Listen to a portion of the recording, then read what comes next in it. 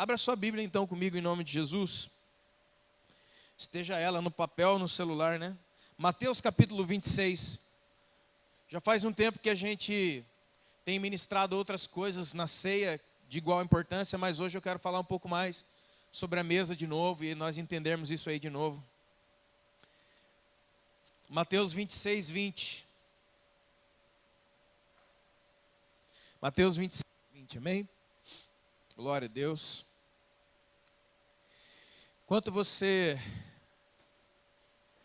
está abrindo a sua Bíblia, eu me esqueci, mas agora a partir de fevereiro, a partir da segunda semana de fevereiro, nós vamos ter um curso, vamos iniciar um curso básico, porém muito bom, profissionalizante aqui no espaço de trás. Você pode ver que a gente está arrumando as coisas ali, e vai ser o primeiro curso que a gente vai ministrar aqui. É lógico, pessoas capacitadas, né? É o curso de serralheria básica, amém? Você aprender a fazer o seu portãozinho, seu negócio de lixa e outras coisas aí. Alguém pensa no seu coração, né? Ah, mas eu não preciso disso aí não, cara, eu não vou me meter com isso, que não tem nada a ver com serralheria. Glória a Deus pela sua vida, mas pode ajudar muita gente que não está conseguindo arrumar um serviço. Vai englobar a galera do Bom Samaritano que vem comer toda sexta-feira aí, ó, e volta no outro, e volta outro. Esse curso vai começar aqui, mas ele vai se estender lá para a nossa ONG, lá no Araretama. Tem uma ONG lá cuidando de crianças e jovens adolescentes. Esse curso vai se estender para lá. E finalmente, irmãos, né, esse curso, declara essa palavra nessa noite, vai atravessar o Oceano Atlântico e vai lá para a África. Porque algumas pessoas me perguntam, por que você não foi na África nesse ano e tal. A próxima vez que eu for, e você está convidado, eu não quero simplesmente levar uma boa palavra de pregação para os irmãos africanos. Quantos estão entendendo o que eu estou dizendo aqui? Porque eu estive lá várias vezes. Então a palavra de Deus, escute isso, a palavra de Deus transforma o ser humano de dentro para fora. Mas quando você ouve a palavra evangelho, boa, nova, pense comigo. O que seria também uma boa notícia numa comunidade pobre daqui ou de qualquer lugar do mundo? Porque eu posso ir nas comunidades pobres daqui ou de qualquer lugar do Brasil ou de qualquer lugar do mundo e chegar lá, colocar uma cela e abrir uma igreja. Amém, irmãos? Glória a Deus, aleluia, glória a Deus. Só que eu não tenho coragem de fazer um culto naquela comunidade pobre, naquela comunidade que tem muitas dificuldades, e ficar fazendo aquelas campanhas doidas e ficar prometendo para os outros que Jesus vai abrir uma porta de emprego. O cara não sabe ler, irmão. Quantos estão entendendo? Deus faz milagre? Faz, louvado seja Deus, amém? Mas a gente não pode se encostar num Deus poderoso e excluir a nossa responsabilidade como pessoas a quem Deus tem abençoado, iluminado, dado condição e inteligência. Quantos estão entendendo comigo aqui? A fé sem obras é? Então, uma boa notícia, um evangelho chegando de maneira completa numa comunidade como essa aqui ou ao redor do mundo, seria que a igreja chegou, amém? Com tudo que Deus tem para oferecer, amém, irmãos? Então você coloca um curso desse aí, ó, de serralheria, lá no interior de Moçambique, você está transformando, salvando, mudando o destino de uma geração inteira de gente que não tem nem escola para estudar, irmão. É muito diferente daqui. Quantos podem entender? Alguém diz assim, você pode pregar aqui ou lá. É verdade, você deve pregar a tempo, fora de tempo, em todo lugar. Mas é diferente sim. Porque aqui você vira a esquina, aqui ó, tem uma igreja ali. Tem um supermercado aqui, tem uma praça. Se você não tiver açúcar e arroz na sua casa, você vai no vizinho, pede e te dá. Quantos estão entendendo? Agora lá você não tem nem vizinho, você vai pedir para quem? Para a árvore. Então é diferente sim. Então até falei com o Amsterdã que vai estar trazendo esse curso de básico de serralheria e coisa e tal. eu vou fazer o curso. Ah, você vai abrir uma serralheria Petra? Não, não vou abrir uma serralheria Petra. Mas a próxima vez que eu voltar para a África, eu quero ter mais uma coisa na minha mala para dar. Quantos estão entendendo, irmãos? Então eu vou fazer. E que isso, em nome do Senhor Jesus, com aquilo que você sabe. Já mudou a coisa, né, irmão? Olha só, alguém pensa assim, olha, eu não sei como vou servir a Deus, porque a sua cabeça fica travada em pensar que a única maneira de servir a Deus é te dar um microfone, ou você participar do Menino da Música aqui, ou do teatro, aí você serve a Deus. Porque qualquer outra coisa que você tenha, Deus não se interessa. Isso é um grande erro, irmão. Você sabe cozinhar? Ah, eu sei cozinhar muito bem. Você pode salvar um casamento, já pensou nisso? Ah, mas como? Que absurdo que você está falando. Não, não é absurdo não. Tem mulher que não sabe cozinhar. Tem gente que não sabe passar a roupa, limpar uma casa. É verdade, irmãos. E se você tem condição de contratar uma empregada doméstica, louvado seja Deus. Mas se você não tem, no começo começa legalzinho. É muito amor, muito amor. Bota 5, 6 anos aí, o cara já está querendo. Quanto você está entendendo, irmão? Ah, eu sei matemática, mano. Eu sou bom de matemática. Eu sei fazer cálculo de matemática. Mas isso aí Deus não quer, não. Você está enganado. Porque você pode ajudar um garoto, um adolescente, um jovem a passar de ano, a fazer uma prova melhor no Enem. Irmão, vamos abrir a nossa cabeça, cara. Amém? Em nome de Jesus, tudo o que você tem, seja cortar cabelo, fazer uma maquiagem, ensinar um garoto a fazer uma conta, dar um curso de serralheria e fazer... Irmãos, lá no Araretama, o irmão Kleber, a irmã Eliane, eles colocaram 2 escolas na ONG lá. A escola de princesas. Esse dia o pessoal estava lá na casa da Sabrina, lá ensinando a fazer cozinhar, arrumar a cozinha. Porque tem um monte de crianças que não tem pai, não tem mãe e não tem ninguém por eles. Eles ficam soltos pela rua o dia inteiro. Essa é uma realidade, por exemplo, que existe no Araretama, no Castolira e em outros lugares. Ah, com meu filho não, louvado seja Deus. Mas tem muita gente que está passando um perreio. A criançada fica solta pela rua. Irmão, vamos pensar, para onde é que ele vai? Todo ser humano, escute isso, todo ser humano ele precisa de um líder. Para dar o apontamento, para apontar ele para o seu destino. Agora pensa um monte de criança solta pela rua o dia inteiro, aí chega um líder comunitário, quantos estão entendendo o que eu estou dizendo? E fala assim, eu tenho um emprego para te oferecer. Ganhar 200 conto por dia, pensa aí, irmão. O que eu tenho que fazer? É só você vender um negocinho para mim ali, ó.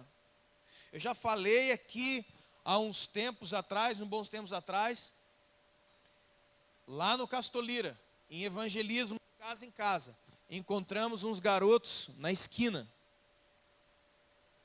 Pregamos o evangelho. Sabe o que o menino falou?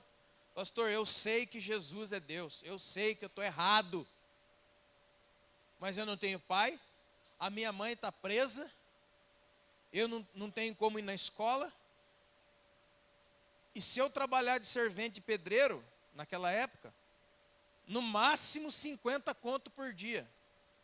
Mas aqui um cara ali, ó, ofereceu para mim 200 conto por dia, só para eu ficar no vapor aqui. Quantos estão entendendo, irmão?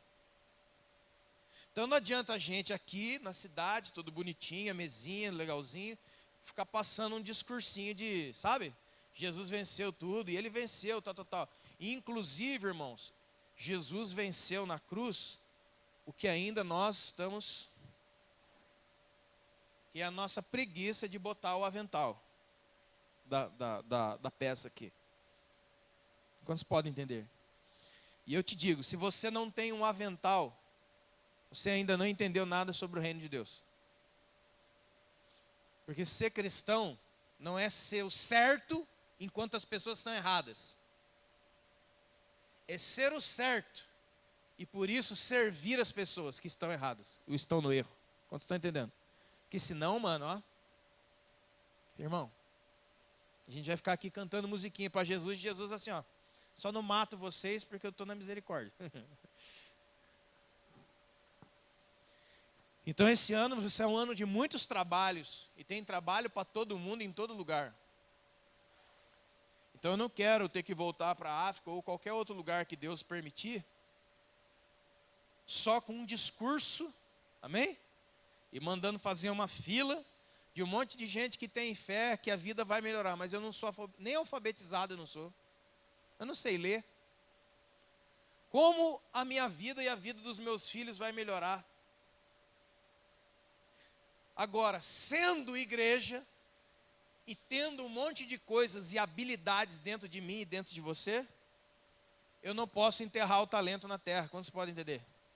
Eu tenho que encontrar esses meninos, essas meninas. Então começaram lá a escola de princesas.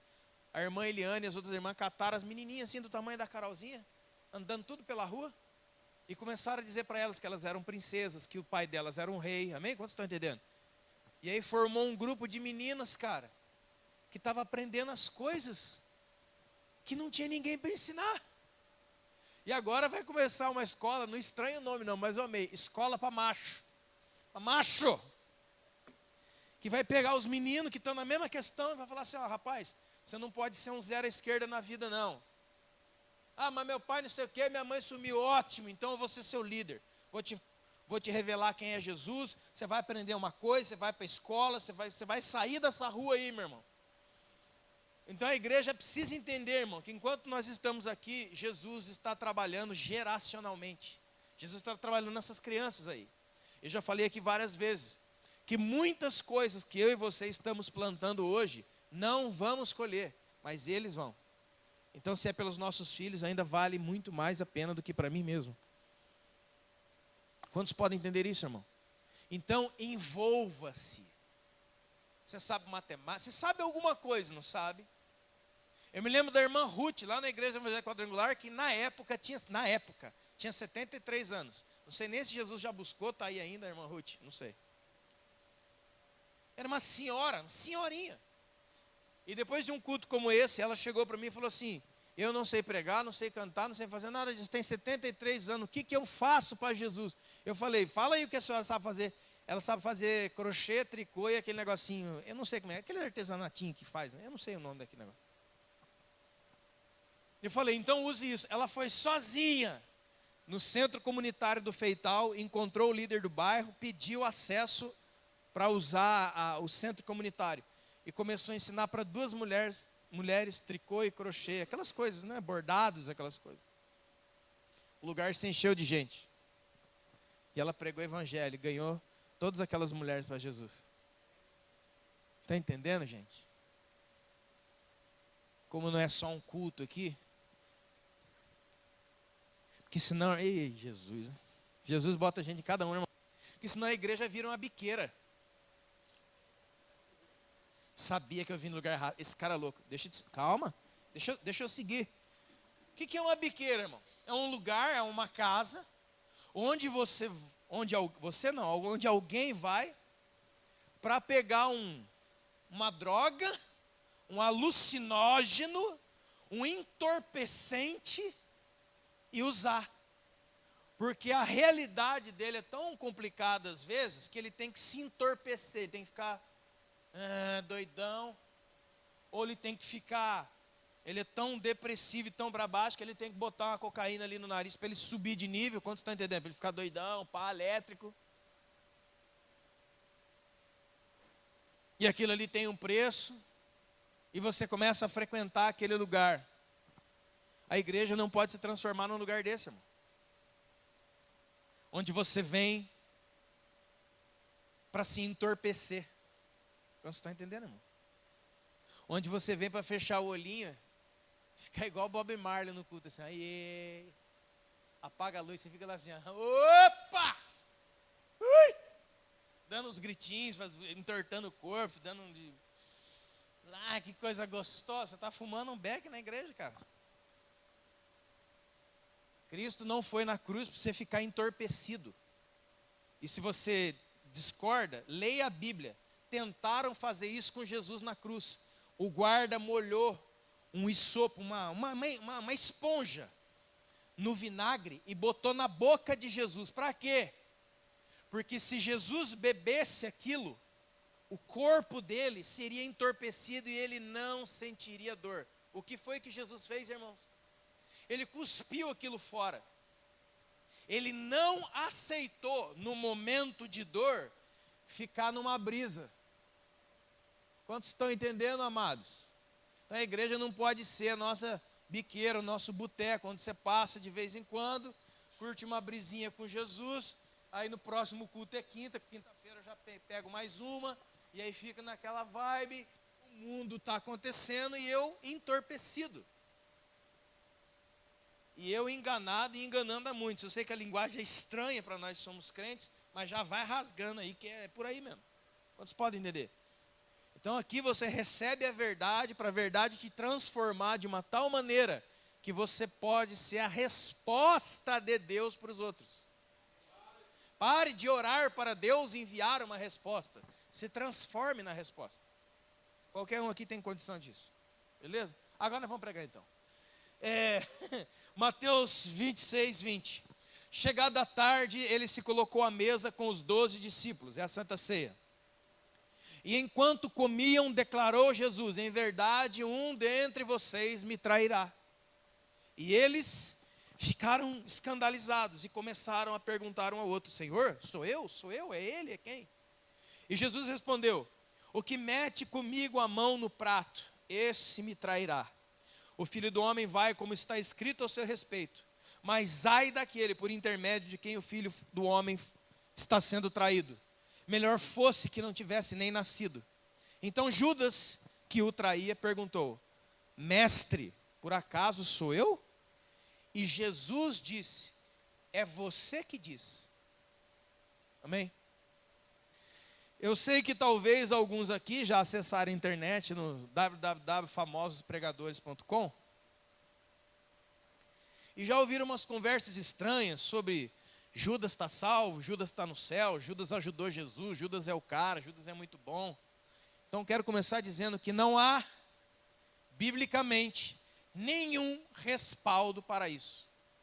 Então, pare de ouvir e dizer isso para os outros. Judas não é um herói. Para de inventar coisa na sua cabeça. Porque quem sabe Judas naquele momento. Judas é chamado por Jesus de filho da perdição. Você entende isso?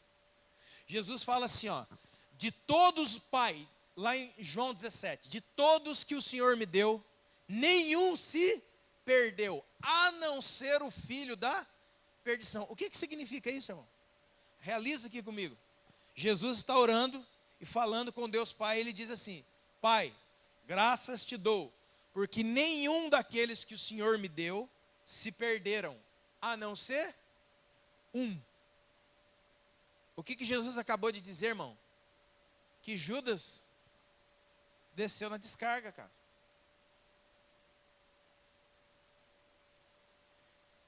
Então, fique entendido isso.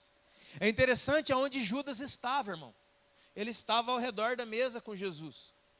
Inclusive, já falei aqui, né, que a mesa da Santa Ceia de Jesus, assim, humanamente falando, era um fracasso total. Porque Jesus ficou 3 anos, cedo, à tarde e à noite, fazendo milagre, maravilhas e pregando para aqueles caras. E na hora da Santa Ceia tinha um traidor, 2 discutindo para ver quem ia ser o líder quando Jesus morresse. Um outro cara lá querendo negar 3 vezes. A mesa estava uma verdadeira bagunça. Mas, mesmo assim, segundo diz Paulo em Coríntios 11, na noite em que ele foi traído, ele tomou o pão, partiu e foi adiante. Não importa quantos Judas tem na sua vida, parte o pão e vai adiante. Não importa se tem um monte de Judas, se tem gente que te faz mal, se tem gente que te faz isso aqui. Você é de Cristo, amém? Então, tem um Judas na mesa, tem um traidor que vai negar 3 vezes, tem 2 caras disputando para tomar meu lugar, mas eu sou de Cristo. Dá aqui o pão, eu vou partir e eu vou fazer a obra que o meu Pai mandou eu fazer. Eu não serei moldado pelas decepções que eu tenho com os outros. Quantos podem entender, irmão? Irmãos, quantas pessoas estão fora da comunhão da igreja, de amizades, de relacionamento, porque alguém pisou na bola com ele um dia. Quantos estão entendendo? Um cara pisou na bola comigo, então agora, a partir de agora, eu fechei minha vida e ninguém mais. Não faz isso, cara. Não faça isso. Parte o pão e dá. Jesus sempre soube quem estava com ele ao redor da mesa. Jesus sabe quem é você hoje. E esse lugar aqui está cheio de traidor. Você pensa que a mesa mudou? Agora nós somos os top. Não, pensa aí, irmão. Fala aí. Fala diante do Espírito Santo. Essa mesa hoje é eu e Jesus. Ó, é o Pedro. Eu vou com você até a morte, Jesus. É nós dois aqui, ó. Aqui é carne e unha, ninguém põe a mão em você, não. Ó, Jesus aqui. É, Pedro. Um galo vai derrubar você. Porque você, antes que ele cante, você vai me negar 3 vezes. Pedro era um apóstolo tão fantástico que um galo derrubou ele, irmão. Nem podia ver um galo que ele já saía correndo. Eu acho que Pedro tinha medo, e passou a ter medo de galinha e galo o resto da vida inteira, porque sinalizava para ele uma coisa que não era muito boa. Até hoje, irmãos, até hoje, nessa noite, nós estamos cheios e permeados de sentimentos e pensamentos que Jesus não gosta. Quantos podem entender isso aí? Mas a mesa da Santa Ceia não é para você olhar para Jesus, ficar com medo de Jesus e sair fora. Note que mesmo que Jesus soubesse e sabia quem é que estava ali, ele partiu o pão e deu. E ele não só partiu o pão não, ele mandou vir uma bacia, botou lá o seu avental, né? Ajoelhou na frente do pé de cada um e começou a lavar o pé daquela cambada que não valia nada. Quantos podem entender, irmãos? Aí a gente chega hoje, fala que é discípulo de Jesus e não quer nem sentar com o irmão, mas você está muito ruim das pernas, hein, velho? Quantos estão entendendo o que eu estou dizendo? Mas aqui tem uma historinha. E a historinha é a seguinte: isso aqui não foi decidido aqui. O Judas, ele caminhou para esse lugar. Existia uma profecia que alguém trairia Jesus. Aí tem uma outra coisa que eu quero deixar claro, que eu não creio nisso nem debaixo de pedrada. Que Deus criou Judas para matar e jogar Judas no inferno depois. Não creio nisso. Não creio. Mas eu creio que as escolhas de Judas foram levando ele para esse lugar. Tem gente que não... Enfim... Tem gente que não acredita que a gente tem poder de escolha. Então por que Jonas foi para outro lugar? Por que Adão decidiu por outro lugar? E outros tantos exemplos. O Judas, irmão, ele sempre foi ladrão, diz a Bíblia. Ele cuidava do dinheiro do ministério de Jesus. Então, era que nem o pica-pau naquele desenho. 1 para você, 2 para mim. 2 para você, 1, 2 para mim. 3 para você, 1, 2, 3 para mim. Ele roubava do saquetel. Quando aquela mulher quebrou o vaso de alabastro e lançou sobre os pés de Jesus, chorando e adorando, o Judas chegou, olhou, falou: nossa, que desperdício isso aqui. Para que quebrar esse perfume caríssimo no pé? Esse perfume a gente podia vender e dar o dinheiro para os pobres e ajudar os pobres. E a Bíblia diz assim, ó, mas Judas não disse isso porque ele cuidava de pobres. É porque se aquele dinheiro caísse ali naquele saquetel, ele roubava, ele tinha mais para ele roubar. Judas era um ladrão. Judas era uma pessoa muito, muito próxima de Jesus. Judas fez milagres, irmãos. Judas ouviu todas as pregações. Judas comeu do pão e do peixe multiplicado. Judas não era um cara longe que não conhecia Jesus, não. Judas era um cara da mesa. Nos últimos momentos de Jesus como homem, Judas estava ali. Jesus não excluiu ele. Quantos estão entendendo, irmãos? Jesus sabia quem ele era, sempre soube. Jesus sabe quem nós somos. Mas Jesus ainda assim não exclui você. Ele parte o pão e dá para você. Mas qual que é a métrica da coisa? Sou eu o traidor? Não, antes ele fala assim, ó, quem que é o traidor? É o que mete a mão no prato comigo. Sabe o que ele está falando? Tem um prato para 2 comer. Cara, isso é comunhão muito estreita. Judas tinha uma proximidade. Escuta, irmão. Judas era muito próximo de Jesus, mas ele não tinha comunhão com o caráter de Jesus. Quantos estão entendendo? Cara, meu irmão, minha irmã, cuidado com isso. Você pode viver a vida toda dentro de uma igreja evangélica, perto, próximo, sentando junto e colocando a mão lá para comer junto com Jesus. Mas se o seu caráter, se o seu espiritual está se distanciando de Jesus, cara, Quantos estão entendendo isso aqui, irmãos? Então você está entendendo que a mesa, o suco, ele não tem poder dentro dele. Aquele ali é o suco do poder. Se eu tomar, vai acontecer alguma coisa. Não. A mesa é um convite para se aproximar de um caráter. Amém, irmão? Não, por favor, não acredite que tomando esse suco e comendo um pedaço de pão, você vai vir um poder, tipo um espinafre do Popeye, o suco de fruta Gummy, lembra dos ursinhos Gummy? Daqueles negócios? Você vai ficar poderosinho e vai resolver. Não, irmão, vamos entender. Quando Jesus fala, aquele que não tomar do meu sangue, não comer da minha carne, não tem parte comigo. Parte comigo. Não tem parte de mim. Não tem o meu, mas na mesa o pessoal estava comendo.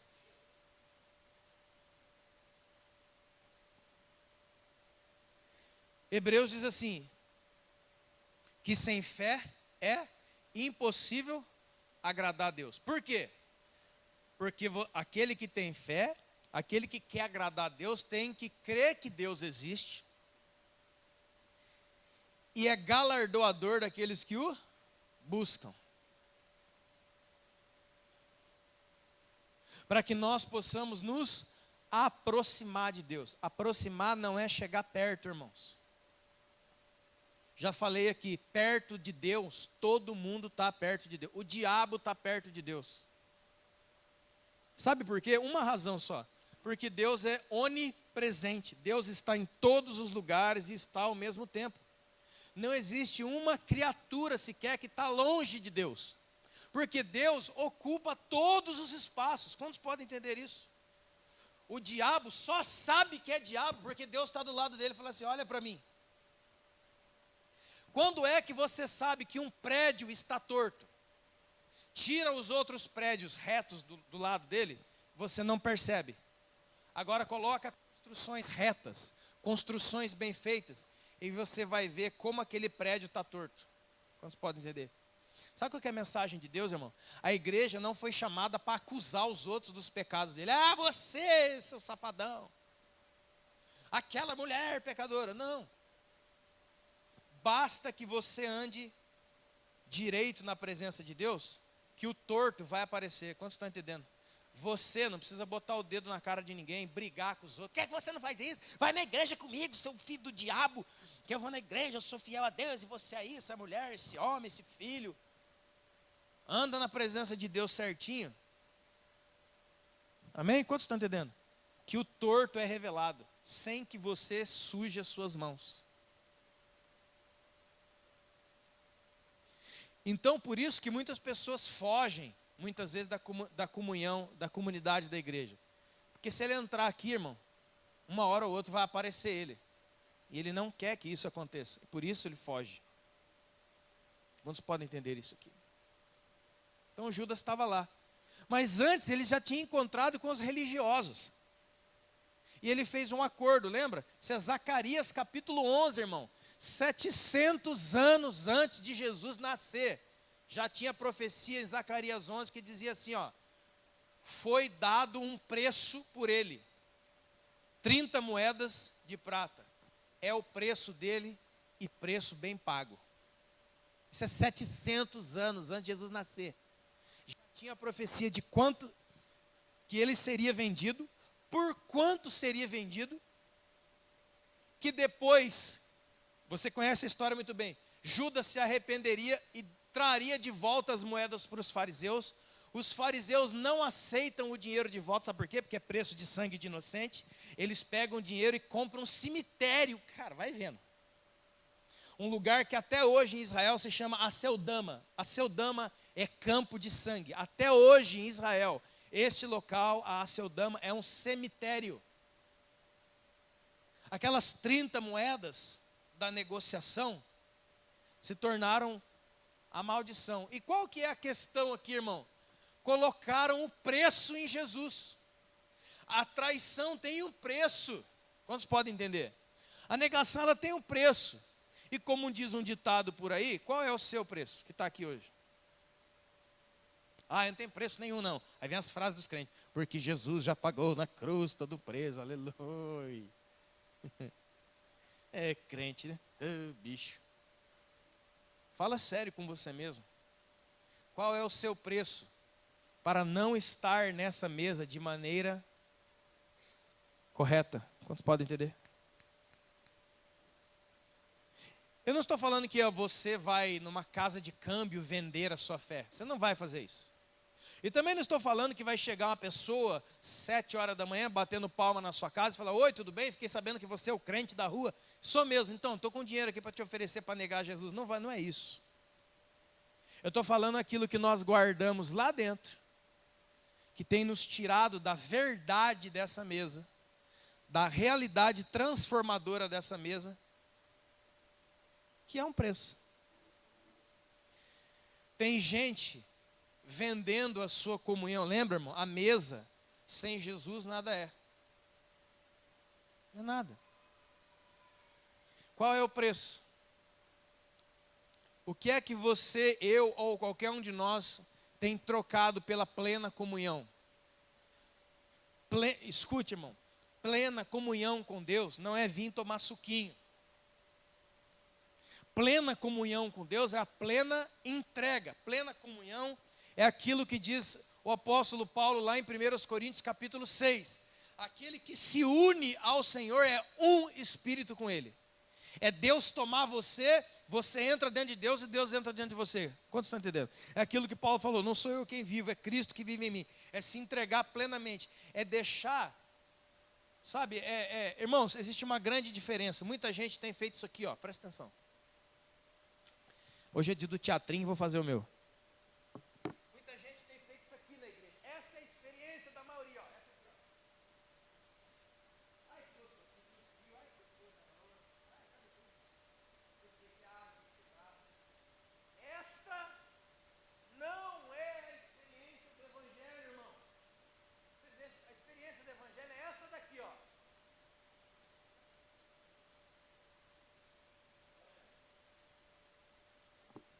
Cadê a água?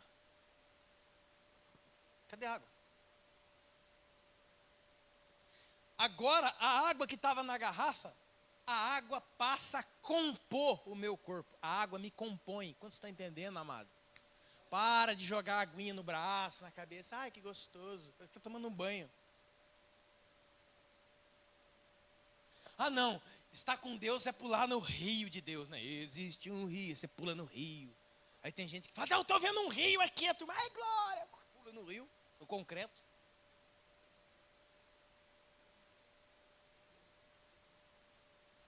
Também, irmão, por mais bonito que seja, não é a experiência do Evangelho. A experiência do Evangelho é tomar a água para que a água componha o seu corpo.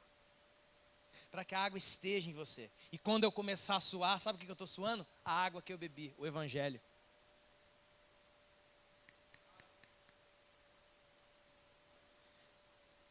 Amém, irmãos?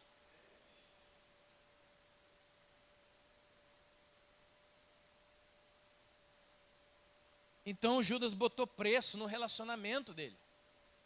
Ele não estava simplesmente vendendo Jesus da ponta da mesa. Ele estava vendendo a sua proximidade. Ele estava vendendo ser moldado. Ele estava vendendo a ele mesmo e não percebeu. Tem gente que, como eu falei aqui, ninguém vai, eu acredito, na porta da sua casa oferecer R$50 para você. Mas quantas pessoas têm preferido uma noite de amores? Quantos estão entendendo? Ilícita, que é um preço bem alto, para não mais participar dessa comunhão. Porque o pecado nos exclui dela. Escute, irmão. O pecado nos exclui dessa. Escute isso aqui é poderoso. O pecado nos exclui desta comunhão, não porque ele tem poder para fazer isso. Porque na noite em que Jesus foi traído, ele partiu o pão e deu. Jesus deu do que ele tinha para todos, inclusive o Judas, amém? Depois que o Judas comeu, fez todo o negocinho, Jesus falou assim para ele, ó: o que você tiver no seu coração, vai e faz. Jesus não falou assim: levanta aí o traidor, é esse aqui, pessoal. Vagabundo, filho do Satanás, você vai ver só a praga que eu vou jogar em cima de você. Não. Jesus falou, o que tem no seu coração? Vai e faz. Até hoje é assim, amado. Até hoje é assim. Jesus está nesse lugar perguntando para você e para mim, e aí, o que tem no seu coração aí dentro? Mas Jesus, o senhor não vai me acusar? Não. Jesus, você não vai me expor na frente da igreja, você não vai acabar comigo na frente de todo mundo? Não. Mas o que tem aí dentro? Nós vamos conhecer cada um de nós, nós vamos conhecer uns aos outros, não porque o pastor mandou se levantar no meio e está humilhando você na frente dos outros, mas aquilo que está no seu coração você vai fazer, e por causa disso nós vamos te conhecer. Vocês estão entendendo, irmãos?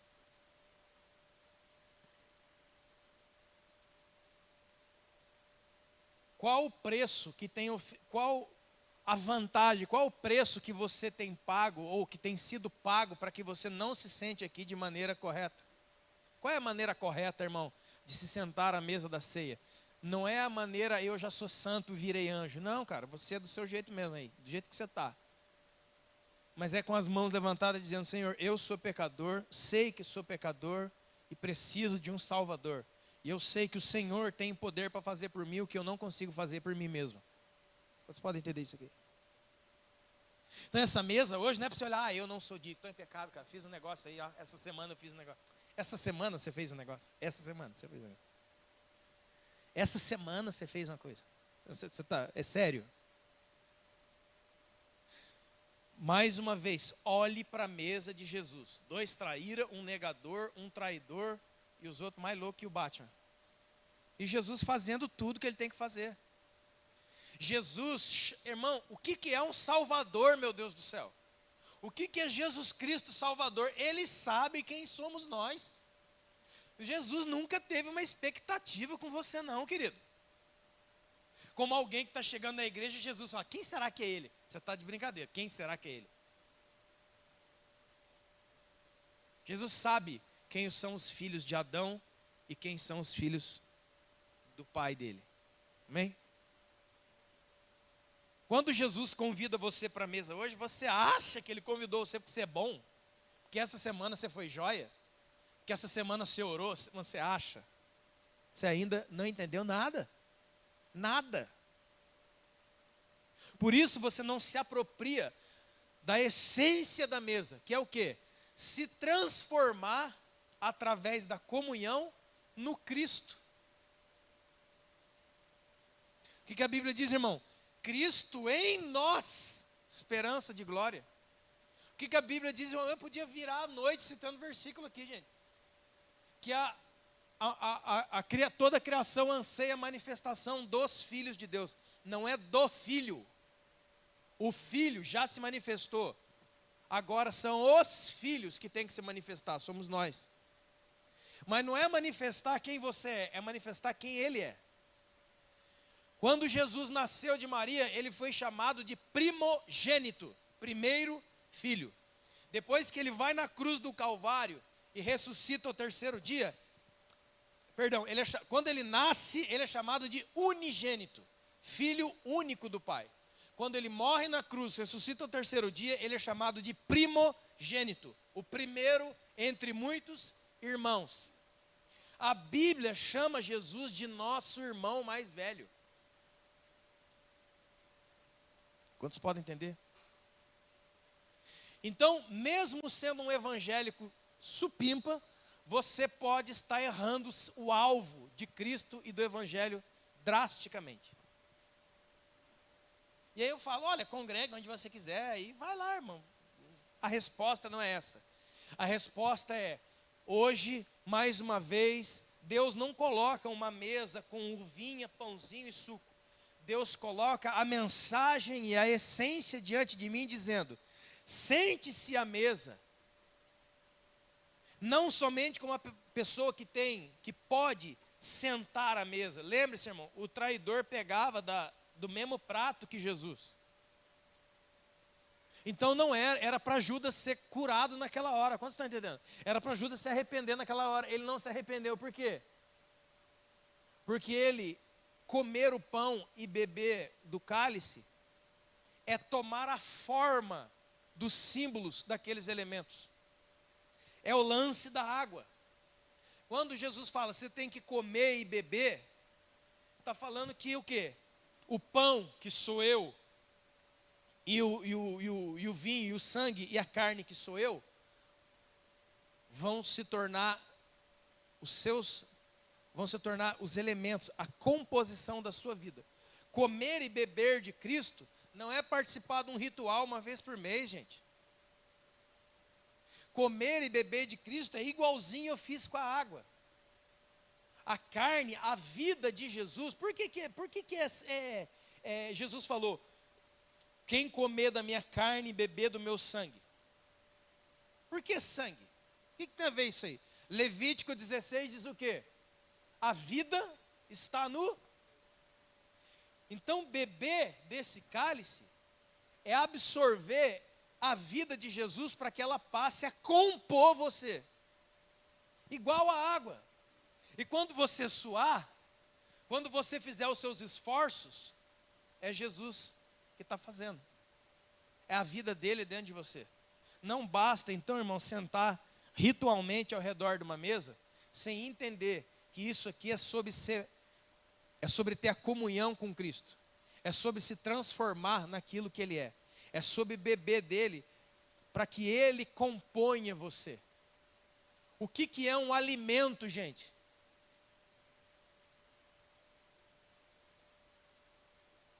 Um alimento, na sua essência, não é uma coisa gostosa de pôr na boca.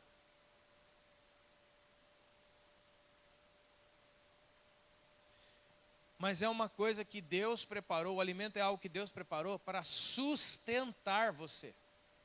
O alimento é nutrição, senão você morre. E aí Jesus fala, ó, quem não comer do meu corpo e não beber do meu sangue, não tem a minha vida dentro dele. Por quê? Porque o meu corpo é verdadeira comida e o meu sangue é verdadeira bebida. Amém? Então não basta estar aqui hoje, eu vim na Santa Ceia, aleluia, as coisas vão mudar. Não, não vai mudar nada. Se você não se assentar ao redor dessa mesa, sabendo algumas coisas do tipo, Jesus já conhece você. Jesus sabe quem é você. Você não está escondendo nada. Amém? Mas mesmo assim, Ele parte o pão e dá para você. Jesus não tem medo de você, cara. Que você fez, essa semana eu fiz uma coisa terrível. Jesus sabe. Inclusive, sabe aquela hora que você estava fazendo a coisa terrível? Jesus estava bem lá. Você pensa que ele estava lá em Ubatuba, que fez calor essa semana. Aí ele chegou aqui em Pinda para o culto, porque Jesus veio no culto, né? Veio correndo, subiu a serra, estava um trânsito. Jesus praticamente chegou agora no culto, atrasadão. Pegou uns obreiros, e aí, o que está acontecendo? O que aconteceu na semana da Petra? Não, você está zoando, né? Isso é brincadeira. Aí alguém pensa, ninguém pensa assim não. Quando você está cometendo o seu erro, Jesus está bem lá. Então, sentar-se à mesa dessa maneira, não facilita para Jesus, facilita para você. Saber que você está descoberto, saber que Ele sabe tudo sobre você, mas o convite da mesa ainda continua. O poder do pecado na mesa, não é que o pecado tem mais poder que o sangue de Jesus. Não tem, irmão. O sangue de Jesus perdoa os pecados, apaga os pecados, cancela os pecados. Qual que é do pecado então? Escute, é o peso de acusação. Escute o que eu vou dizer, porque é palavra de Paulo. Jesus não tem problema com o pecado, cara. É você que tem. Porque Jesus, segundo Romanos, já resolveu na cruz o problema do pecado, pagando o preço do seu sangue. Amém? Quem é que tem problema com o pecado, irmão? Somos nós. Porque o pecado, ele transforma o seu entendimento por dentro de uma tal maneira que a hora que você olha para a mesa santa, você se exclui dela por culpa. Quantos estão entendendo o que eu estou dizendo aqui, ó? Porque Jesus colocou a mesa do mesmo jeito. E está lá, vamos lá pessoal, vem aqui. É hoje que eu vou transformar vocês. Mas a sua abertura para o pecado deteriora a sua fé, deteriora a sua confiança no que Deus pode fazer. Irmãos, quantas pessoas eu conheci na minha vida, pelas ruas, que dizem um dia, essa frase aqui, ó, um dia que eu melhorar, eu vou na igreja. Quando eu acertar tudo a minha vida, eu batizo. Já viu isso aí? Ah, então eu já dei até tchau. Adeus. Porque a gente tem aquela cabecinha ainda, irmão. A cabeça da galera é o seguinte: o dia que eu parar de roubar, fumar, roubar botijão de gás de bicicleta, aí eu estou com Deus. Você parou de ter comportamentos, mas o seu interior continua tão pecaminoso quanto. Eu sei que é chocante, não dá nem para entrar nessas questões agora, mas eu quero te dizer uma coisa. Se você esperar melhorar, isso aí que você fala para vir, você não vai vir nunca. Porque você melhora desse, tem outro. Você melhora desses dois, tem outro. E aí quando você fala, agora acho que eu melhorei de tudo, né? Você não pode sentar nessa mesa. Porque essa mesa é um convite para pecadores. E não para pessoas totalmente certinhas igual você. Você está fora. Sabe qual que é a pior pessoa que pode se sentar aqui? Alguém que diz assim, eu sou digno. Eu posso. Não, você não pode. Ninguém pode. Nenhum ser humano, nenhum anjo, nem ninguém pode tomar um cálice da mão do Rei dos Reis e tomar por dignidade. Não cometa esse pecado terrível e grave. Não cometa.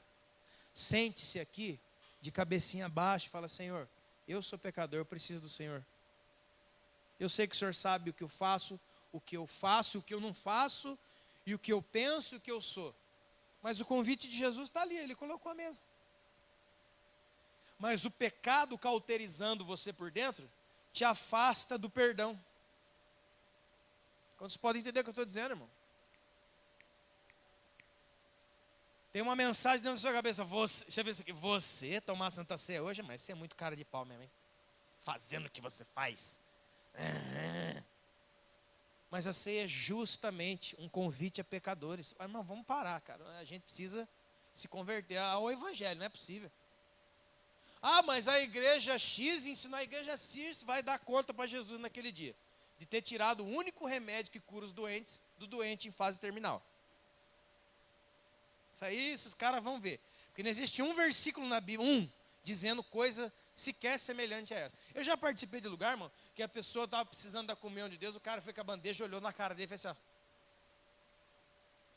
Tem lugar tão louco, velho, tão maluco, de regra de homem, que para te dar uma lição, tira 6 meses a ceia de você. Esses caras vão pagar um preço diante de Deus, porque não existe está desafiado na internet, eu quero um versículo não, meio, que diga coisa sequer próxima a essa.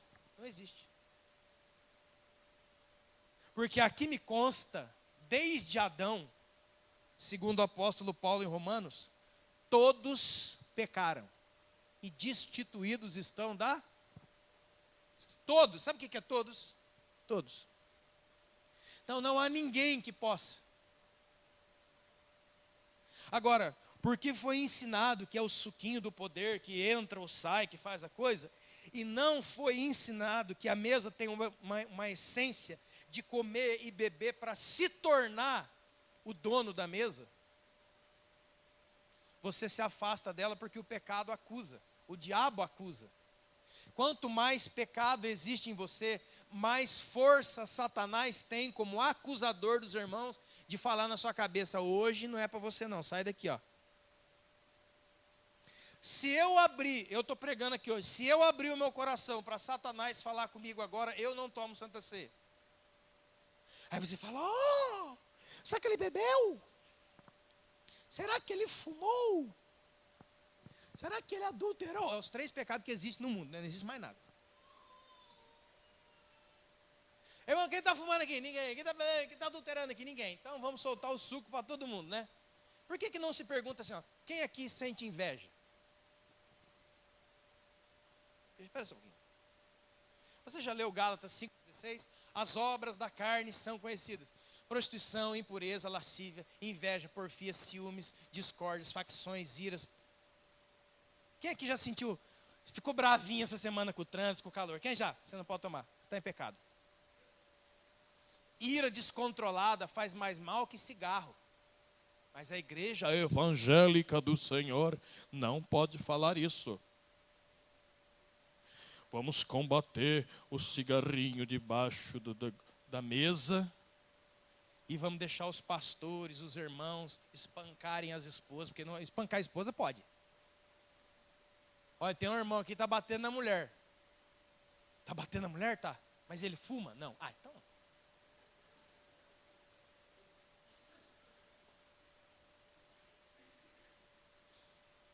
E a inveja? A inveja é um cigarro que não tem gosto e nem cheiro. E como tem nego que fuma 3 carteiras de inveja por dia. 4 cigarros, quer dizer, 4 invejas.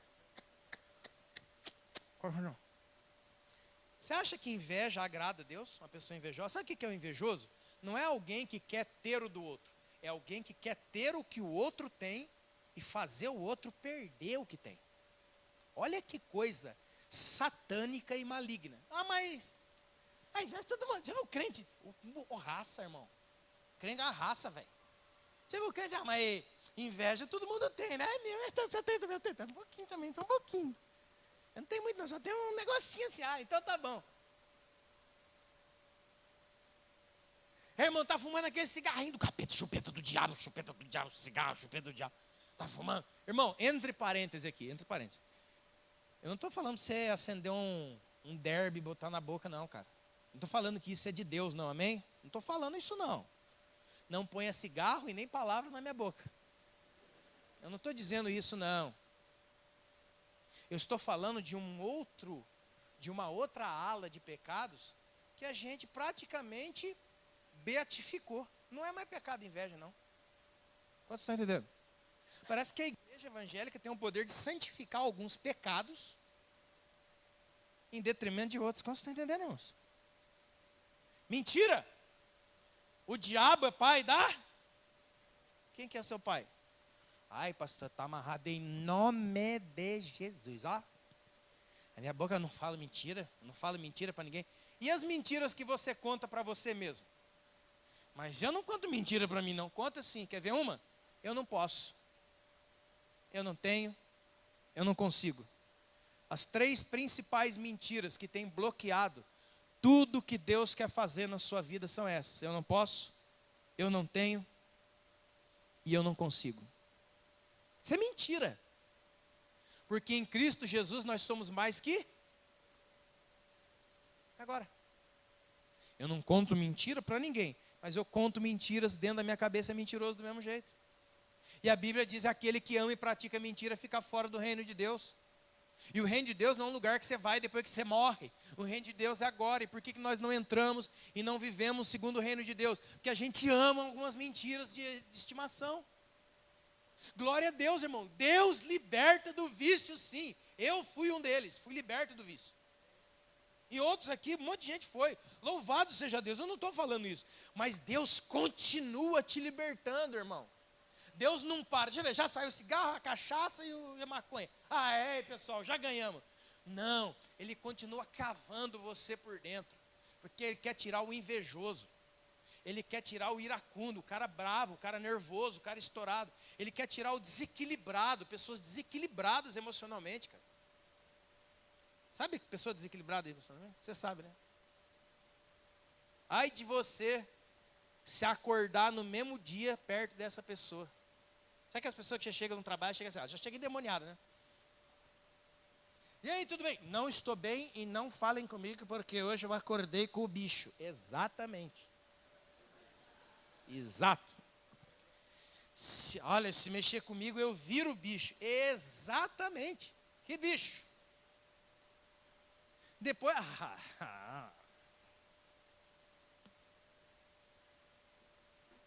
Depois fica assistindo Bird Box.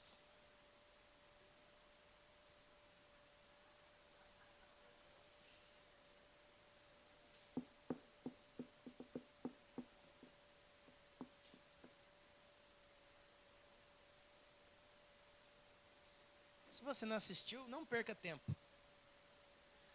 Eu perdi um tempo. Mas a moral do filme é o seguinte. Eu vou acabar com essa história, mano.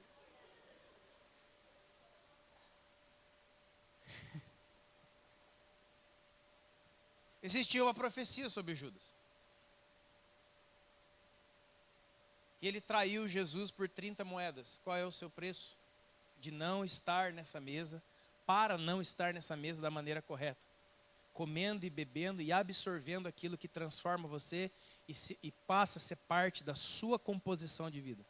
Qual é o preço? E para nós encerrarmos isso daqui, irmãos.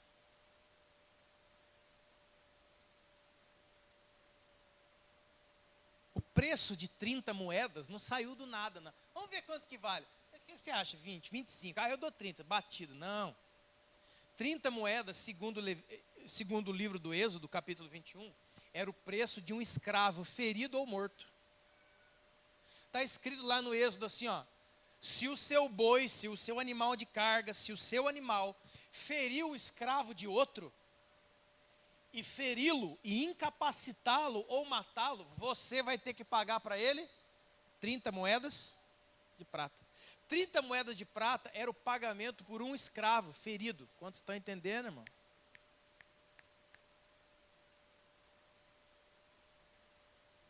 Agora essa daqui talvez você não viu.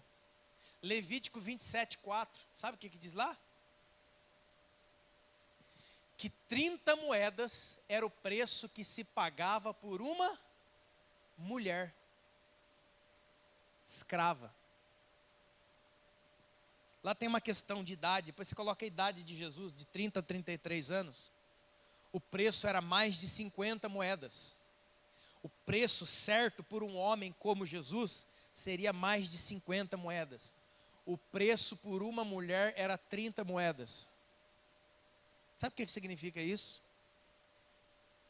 Que Jesus foi na cruz para pagar o preço de uma mulher que era escrava. Quantos já entenderam ainda o que é que eu desenho? O preço pago por Jesus era preço de mocinha. Que mocinha? A igreja, meu caro. A esposa dele, que era uma mulher escrava, vendida aos pecados, e ele foi lá no seu lugar por um preço de escravo e por um preço de mulher, não foi por preço de homem. Jesus era homem. Jesus, na sua humanidade, é masculino. Quantos estão entendendo? O preço dele está errado, o preço dele é mais de 50, pagaram 30, porque ele não estava pagando pecados dele, porque Jesus não tem pecado, ele estava pagando o seu e o meu. Ele pagou o preço de mulher, da esposa dele. Onde está escrito na Bíblia? Leia o livro de Oséias para você ver. Oséias, que homem de Deus, o profeta de Deus, um homem de Deus. Agora vai vir mais trovão, irmão. Segura isso aqui agora. Se está ruim, agora vai chover pedra. Oséias, o homem de Deus. O que era um profeta, irmão? Uma pessoa próxima a Deus, com quem Deus falava e com quem Deus abria o seu. Isso é um profeta. Amém? Eu fico imaginando Oséias, ó, Oséias bombando, ó, a igreja de Oséias bombando, é revelação, é profecia, né? Igual hoje.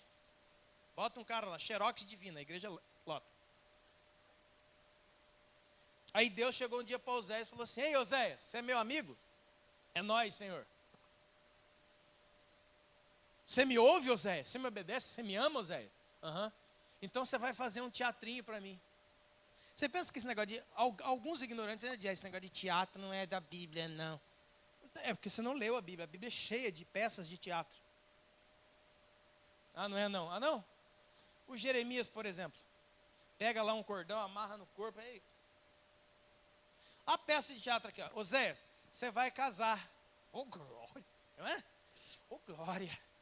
Agora, Jesus, a benção vai chegar, né? Então, mas é que a prostituta da cidade.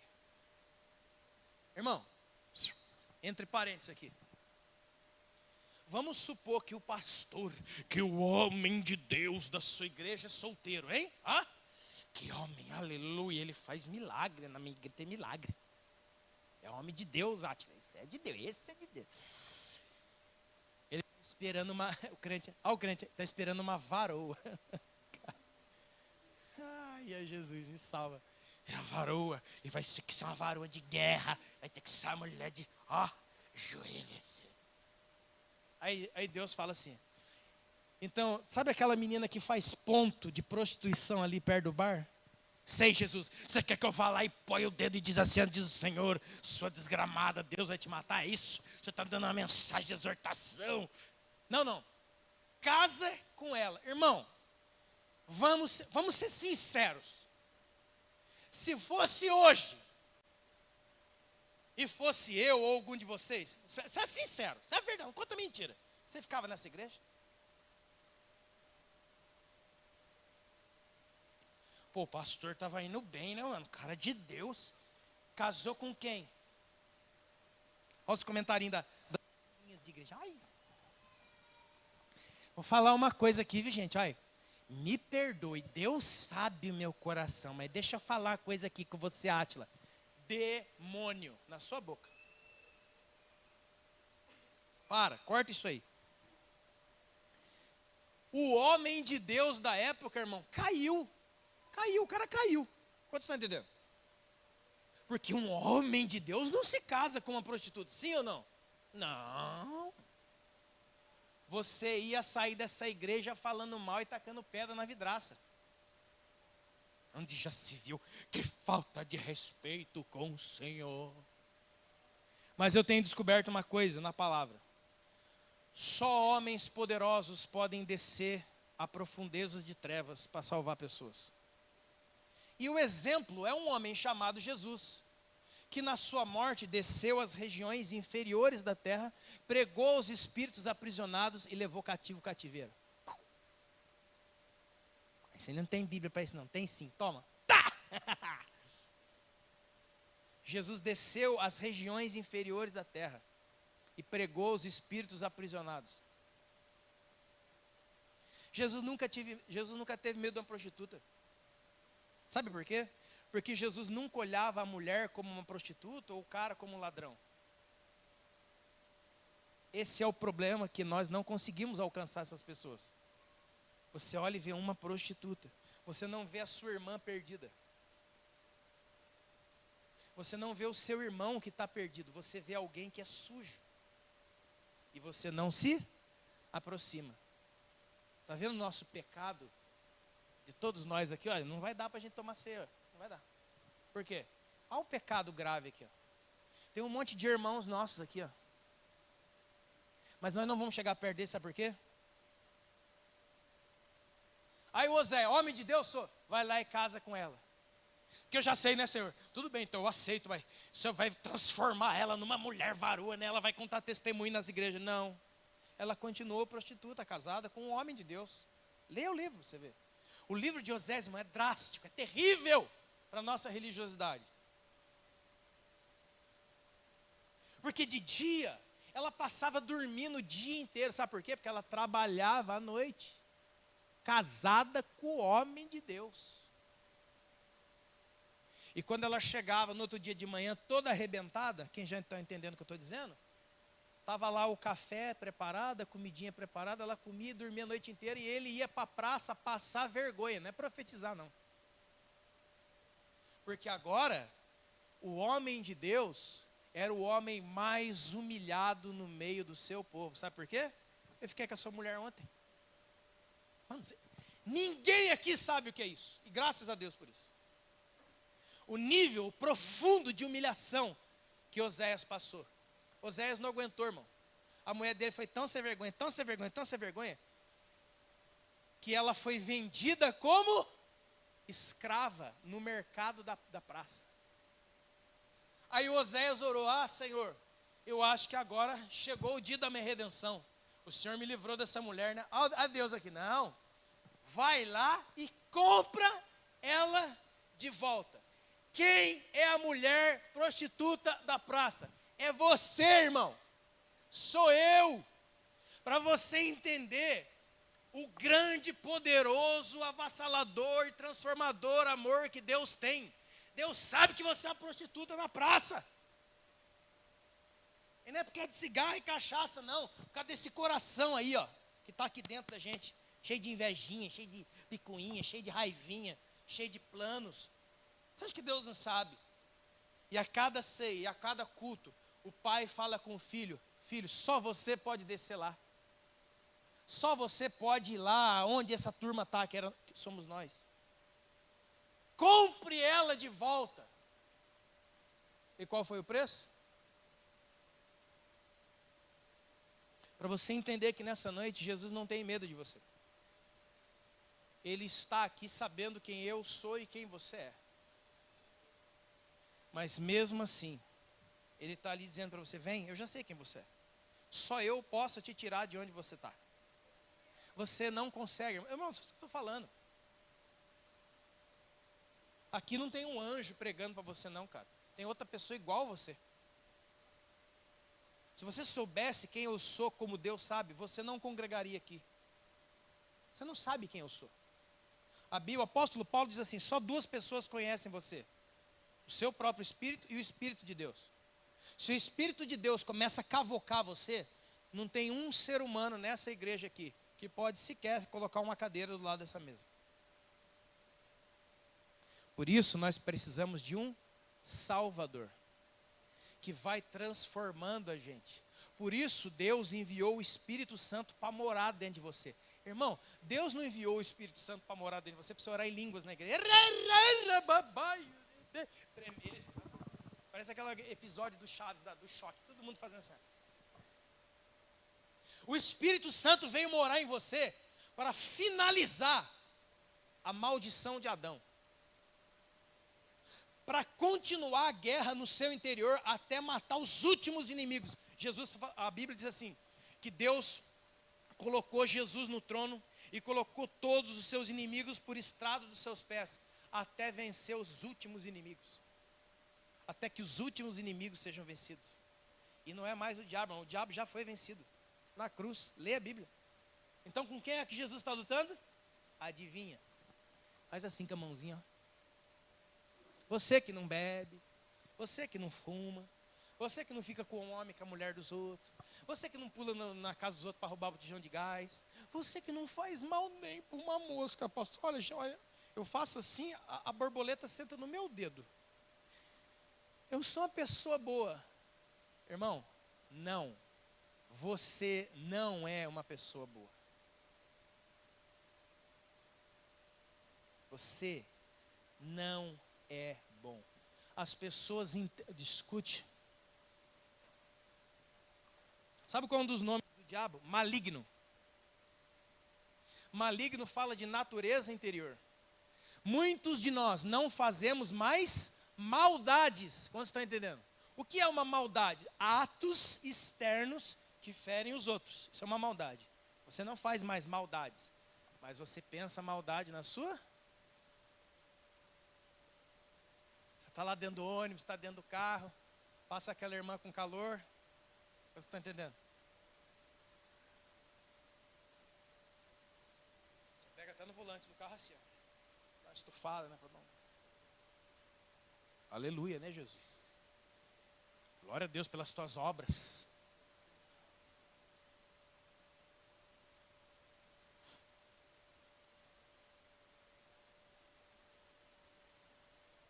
Aquela mulher teve filhos de prostituição. Os filhos não eram de Oséias, irmão.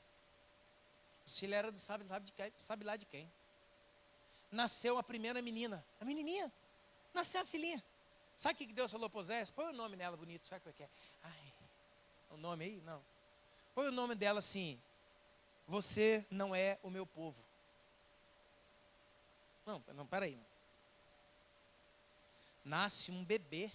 E Deus manda você colocar o nome dele. Não é o meu povo.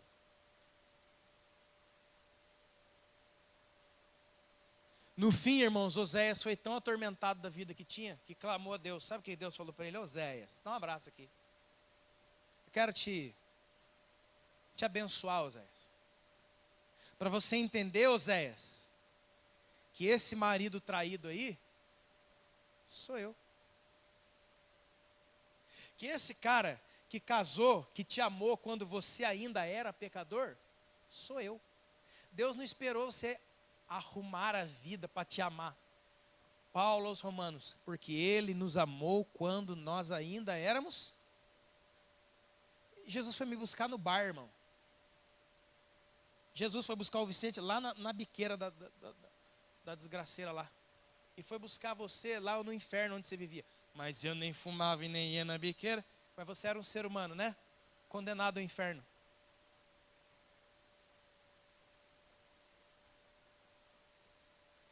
Existem bondades humanas que são mais malignas do que você imagina. Tem gente na cidade que dá cesta básica, dá pré-natal, dá roupinha de neném, faz assim, dá comidinha, mede pressão e dá injeção. Olha que coisa benção, irmão, benção. Só que quando eles vão falar de Jesus Cristo não é Salvador, Jesus Cristo não é Deus, Jesus Cristo não é nada. Sabe o que Jesus Cristo é? É um espírito evoluído. Tem coisa mais satânica e maligna do que isso? É o peru de Natal. O que é o peru de Natal? Você compra ele em janeiro. Você vai lá na casa de ração, ele é um pintinho assim. Você tira ele de uma jaula, sabe que eles ficam. Você viu o caso de ração? Quem já viu o caso de ração aqui? Sem ser pela internet, que agora tem que perguntar. Tem gente que pensa que macarrão dá em árvore. Vai lá na casa de ração, é uma jaula, é uma gaiola, é uma... Como é que chama aquela? Gaiola. E o trocentos mil pintinho lá, piruzinho pequenininho. Tá tudo lá. Aí eles estão olhando, é desesperado, um calor, daqui a pouco entra o herói da vida deles, você. Entra na casa de ração, assim, ó. Ele. Aí o cara vai lá, põe, coloca você dentro da jaulinha. E aí eu levo você lá para casa, ó. Coloco você num lugar espaçoso, coloco luz, aguinha nova sendo trocada, raçãozinha de engorde. Você tá tão magrinho. E aquele peruzinho ali, ele vai crescendo, né, cara? Cara, esse cara me ama. Esse é o meu dono, esse é o meu salvador. Estava naquela desgraça, naquela jaula. Era um escravo, comendo água com o cocô dos outros. Eu não sei o que ela bebendo água dos outros. E agora ele me tirou, me deu uma casa. Colocou uma luzinha para mim, uma luzinha LED. Colocou? Me deu até o nome. Vou falar um hipotético aqui, irmão. Se tem esse nome aqui, não leva mal. O Max. E aí os meses vão indo, né, irmão? Você vai ficando grandão. E vai, cara, tenho casa, tenho família. Fui salvo até chegar dezembro. E aí o seu herói, um dia vai abrir a porta daquele galinheiro com uma faca assim, ó. Vem cá, Max, vem cá. E você vai vir, sabe por quê? Porque ele é seu pai, você confia nele. A hora que você passar, ele passa a faca no seu pescoço. Esse é o mundo. Esse é o diabo. Você está entendendo, cara?